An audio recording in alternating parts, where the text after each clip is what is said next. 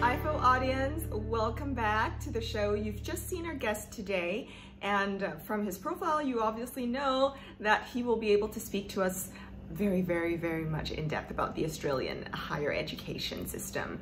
But before that, I know he does have a very interesting story as he was a student back in the day. So Mike, welcome to the show. Thanks so much, Phoebe. Great to be here. Yeah, thanks a lot for being here. I'm so happy that you're spending time with us. As usual, you know, our audiences are always very excited to know about our guest's background. So we know that you were born and raised in the UK, but then you eventually did your studies in Australia, and then you studied abroad in a few other places. So can you tell us a little bit about that? Why be an international student? Yeah, thanks, Phoebe. So look, my parents moved to Australia when I was 16, and I finished high school in Australia and then went to university in Australia at the University of Wollongong. Within my studies, I had the opportunity to study abroad as well. So I went to Latin America for 5 or 6 weeks and did a range of leadership and community-based activities there too. Prior to that, when I was in the UK, I also had the opportunity to go on exchange to Spain as well. Oh, that's wonderful. And are you able to speak Spanish? Are you able to say something to our audience in Spanish? Claro que sí. Bueno, hola a todos que vengan a Australia para estudiar. Wow, and what does that mean? Hi everyone, come to Australia to study. Using Spanish to encourage Vietnamese people to come to Australia. I think that's a great advertising tool. You know, back in the day, did you face any cultural differences? What was the hardest thing that you had to make in terms of adjustments being in Australia?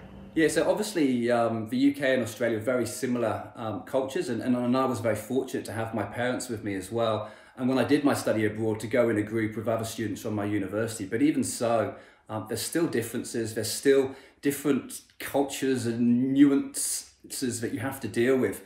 And you know, at the end of the day, that was a really rewarding and beneficial experience, but there's times where you do find it difficult, and I think one of the lessons that I learned is to be kind to yourself during those periods, and to expect it. So if you're going to study internationally, to prepare for that. It's going to be the best experience of your life, but also to be aware that you will find challenges along the way.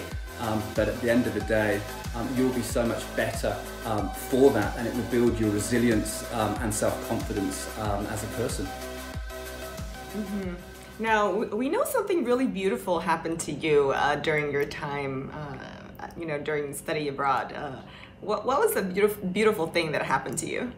So I actually met my wife during my study abroad trip in Latin America. So I went, the study abroad component was about 4 or 5 weeks. Then I stayed for an extra few months afterwards, and I met my wife. Wow, long distance, met her while you were there for 5 weeks, continuing long distance, and eventually getting married. That's a really, it's like a modern fairy tale story, isn't it? What are some of the things that international students should take note to also nurture for themselves?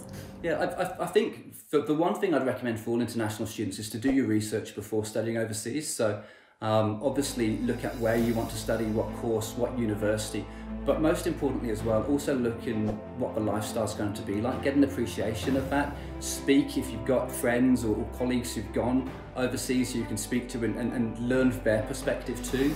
Most of all, be prepared that while it's going to be the absolute best experience of your life, there will be ups and downs. And as I mentioned before, be kind to yourself during those periods, but you'll come through them and you'll be a better person.